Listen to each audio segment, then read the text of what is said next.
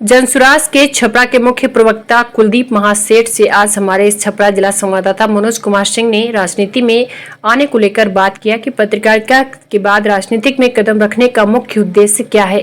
तो उन्होंने क्या कुछ कहा, देखिए यह रिपोर्ट। से बढ़ रहा वहीं बिहार में भी प्रशांत किशोर के माध्यम से एक पद यात्रा चलाया जा रहा है और इसका असर भी देखा जा रहा है। सारण में भी कई कार्यकर्ता जुड़े अभी हमारे साथ हैं। सारण जिला के मुख्य प्रवक्ता के रूप में अपनी भूमिका अदा कर रहे हैं और जनसुराज के लिए प्रचार प्रसार के लिए भी कार्यरत है। आइए कुलदीप महासेठ जी से बात करेंगे, जबकि इनकी पूर्व की जो स्थिति है या पत्रकारिता के क्षेत्र में लगभग 27 वर्षों से अपना यह समय दिए हैं और पत्रकारिता में एक अच्छी पहचान बनाए हैं। आइए जनसुराज से यह भी जुड़े हैं और मुख्य प्रवक्ता के रूप में यह कार्य कर रहे हैं। आइए इनसे मुख्य रूप से बात करते हैं कि आखिर पत्रकारिता के बाद से यह जनसुराज से इनका कैसे लगा हुआ है। सबसे पहले धन्यवाद नेशनल खबर 9 से जुड़ने के लिए।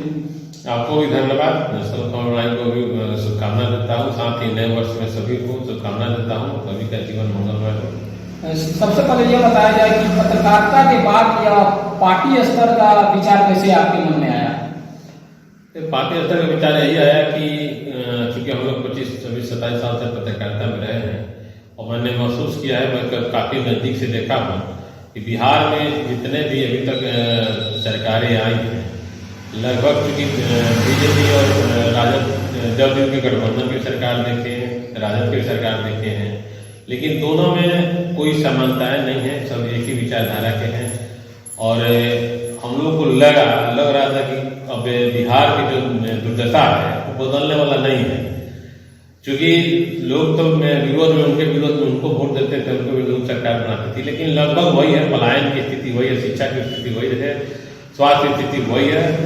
तो हम लोग को लगा कि नहीं, अब इस व्यवस्था परिवर्तन नहीं हो सकता है, क्योंकि लेकिन प्रशांत जी को देखें, उनका पदयात्रा जब आया सारण में, उनसे मुलाकातें हुई, उनसे बातें हुई, उनकी बातों को जाना, समझा, उनके विचार को समझा, तो मैं उनके बातों से प्रभावित हुआ और मुझे लगा कि नहीं, ये व्यक्ति हैं जो बिहार को बदलने की क्षमता रखते हैं।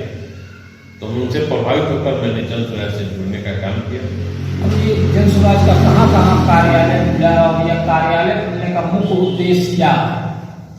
जनसुराज का जिला में कार्यालय खुल चुकी है, अनुमंडल में भी कार्यालय खुल रही है और प्रखंड लेवल पर भी कार्यालय खुले हैं। चूंकि ये हम लोग का भी कार्यालय आपने देखा है कुछ दिन पहले खुला और इससे काफी लोगों के जुड़ाव हो रहा है।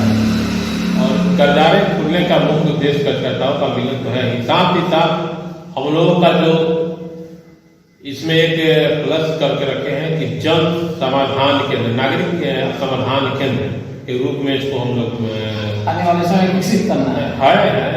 क्योंकि लोगों जो समाज के जो अंतिम छोर के व्यक्ति हैं, जिन तक विकास नहीं पहुंच पा रही है, जिन तक सरकारें नहीं पहुंच पाई है, जन कल्याणकारी योजनाएं उन तक नहीं पहुंच पा रही है और उनको देखने और समझने वाला कोई नहीं है, ब्लॉक में चक्कर लगा रही हैं, उनको ठोकरें खाने को मजबूर हैं, उनको एक आशा के किरण जनसुराज कार्यालय दिख रहा है, ताकि यहाँ आए, अपनी समस्याओं को रखें और हम लोग उनकी समस्याओं को लेकर संबंधित अधिकारियों से मिलकर उनकी समस्याओं को समाधान करने के लिए हम लोग एक कार्यकर्ता इसमें लगे हुए हैं। यही मेन उद्देश्य हम लोग का है कि कम से कम बिहार की हर एक जनता की समस्याओं के समाधान के लिए हम लोग लगे रहे, उनको भी एक आशा लगे कि नहीं, जनसुराज, चूंकि आज भी बिहार की जनता जनसुराज में एक विकल्प के रूप में देख रही है। अभी सारण में अभी कितने कार्यकर्ता अभी आपके जनसुराज से जुड़ गए हैं? देखिए, प्रशांत जी की पदयात्रा गुजरे लगभग 8 महीने हो चुके हैं। इसके बावजूद हम लोग का कम से कम 2.5-3 लोग का एक बस का एक मोहम्मद बना, DSC का मजबूत बना, उसमें जुड़े। उसके बाद धीरे यूथ क्लब का स्थापना हुआ, क्लब हुआ, इस तरह से संगठन को जोड़ दिया जाए तो हम लोग करीब 70,000 के लगभग में आज जनसुराज से संस्थापक सदस्य के रूप में यहाँ लोग जुड़े हुए हैं। अच्छा, आप लोगों के जो वरीय पदाधिकारी वगैरह हैं, उन लोगों का भी बीच में प्रशिक्षण कराया जाता है क्या? हाँ, वो प्रशिक्षण भी चलता है। हम लोग का विशेष अभियान है। हम लोग अब जिला स्तर से लेकर प्रखंड स्तर और हम लोग पंचायत स्तर पर सभी लोगों का कार्यक्रम बांटा हुआ है, तय है, और वो लोगों तक जा रहे हैं। प्रधान जी की सोच को, विचार को बता रहे हैं, लोगों को समझा रहे हैं। लोग काफ़ी संख्या में जुट रहे हैं, उनके विचारों को सुन रहे हैं और प्रभावित हो रहे हैं और जन स्वराज से जुड़ रहे हैं। आप लगातार 25 वर्ष 27 वर्ष से पत्रकारिता से भिन्न पेपरों से जुड़े रहे हैं। क्या लग रहा है, संसदीय चुनाव की तैयारी इस बार माना जा सकता है या कुछ समय लगेगा? लोकसभा के चुनाव की जहाँ तक बात आप करते हैं तो लोकसभा के चुनाव को लेकर हम लोग कभी नहीं है, क्योंकि हम लोग के प्रणेता आदरणीय प्रधान जी इस पर जो भी निर्णय लेंगे उस पर हम लोग अमल करेंगे। और लेकिन हम लोग 2025 का टारगेट रखते हैं, उसी अभियान में चल रहे हैं। और जैसा हम लोग प्रधान जी का आदेश होगा तो लोकसभा के चुनाव के लिए उससे हम लोग तैयारी करेंगे, लड़ेंगे। क्या कहेंगे अपने क्षेत्र सारण के लोगों को जन स्वराज से जुड़ने हेतु? मैं यही कहूँगा कि जो आज बिहार की हालत है, आज बदहाली जो है, उसके जिम्मेदार आप लोग सब कुछ समझते हैं कि जितने भी सरकारें बिहार में आई हैं सब वही बदहाली का जिम्मेवार रही।